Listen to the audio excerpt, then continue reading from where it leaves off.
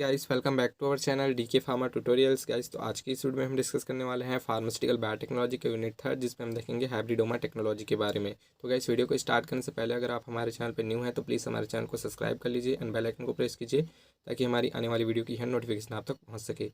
तो गाइस आइए स्टार्ट करते हैं अपने टॉपिक को।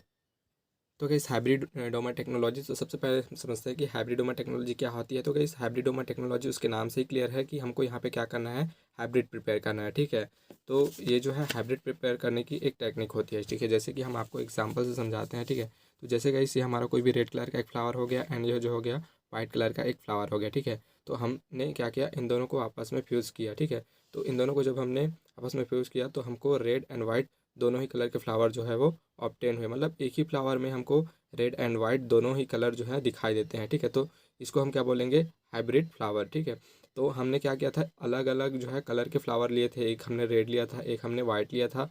तो हमने क्या किया, जब इन दोनों को आपस में फ्यूज किया तो हमको रेड एंड वाइट दोनों कलर जो है एक ही फ्लावर में हमको दिखाई दे रहा है। ठीक है, तो इसी चीज़ को हम बोलते हैं हाइब्रिड। ठीक है, मतलब कोई भी दो अलग अलग चीज़ों को जो हम जब आपस में हम फ्यूज़ करते हैं तो हमको एक अलग ही चीज़ मिलता है। मतलब ठीक है, कोई भी न्यू चीज़ मिलता है तो उसको हम बोलते हैं हाइब्रिड। ठीक है, तो इसमें हम वही चीज़ करेंगे कि हम हाइब्रिड इसमें प्रिपेयर करते हैं।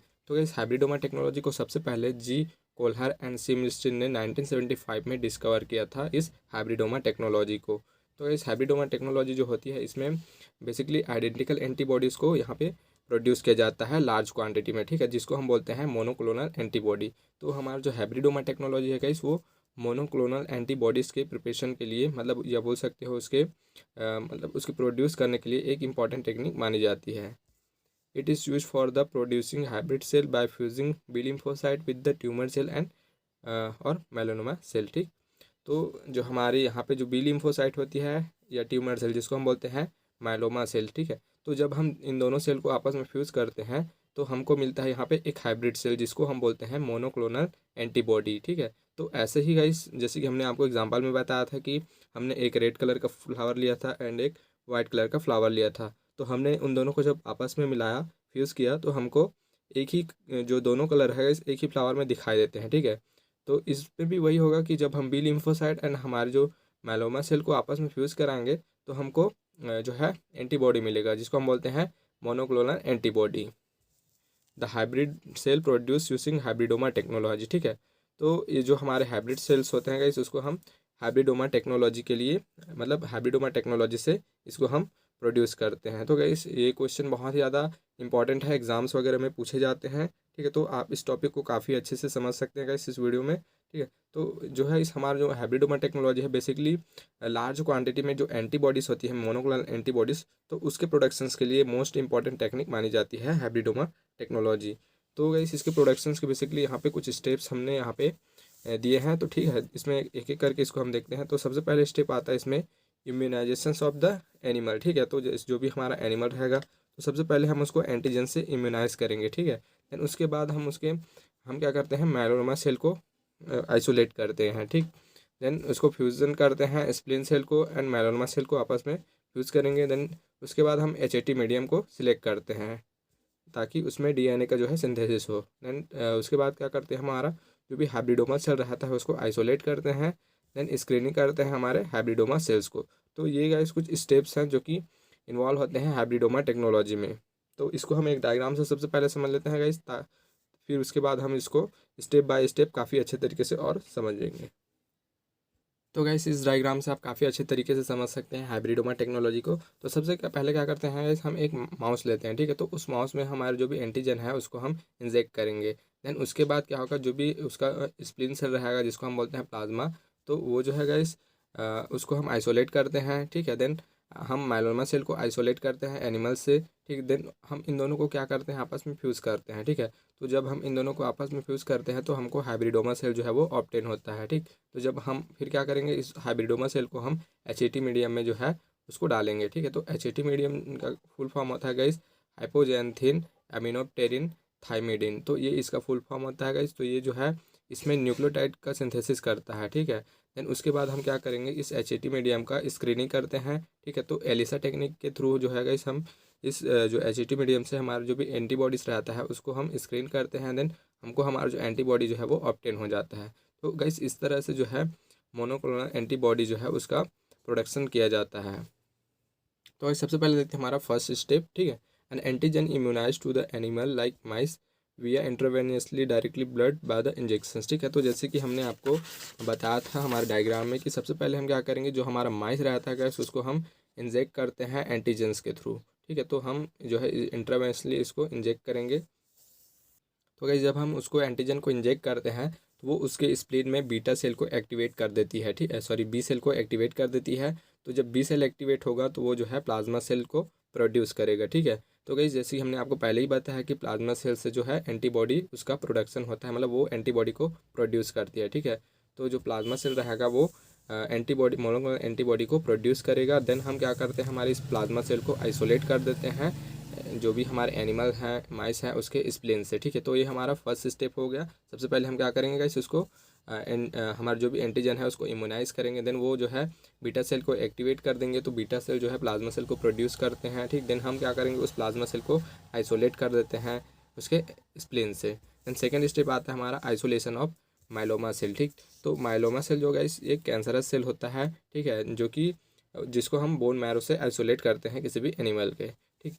तो ये जो माइलोमा सेल होता है गाइस वो जनरली इमॉर्टल नेचर का होता है, ठीक है, मतलब ये कभी भी इसकी डेथ नहीं होती है, ठीक है, ये कभी भी मतलब इमॉर्टल होता है एंड हैज़ मल्टीप्लिकेशन प्रॉपर्टीज, ठीक है, और ये जो है कंटिन्यूसली मल्टीप्लाई होते रहती है। तो ये हो गया गाइस हमारा isolation of myeloma cell. Then third आता है हमारा fusion of spleen cell and myeloma cell, ठीक है। तो अब हम क्या करेंगे, जो भी हमारे स्प्लिन सेल रहेंगे एंड माइलोमा सेल रहते हैं उन दोनों को आपस में फ्यूज़ कराते हैं, ठीक। जैसे कि आपने इस डायग्राम में देख सकते हैं कि हम जो है हमारे ये माइलोमा सेल हो गया एंड स्प्लिन सेल, ठीक है, तो इन दोनों को आपस में फ्यूज़ कराते हैं, ठीक है।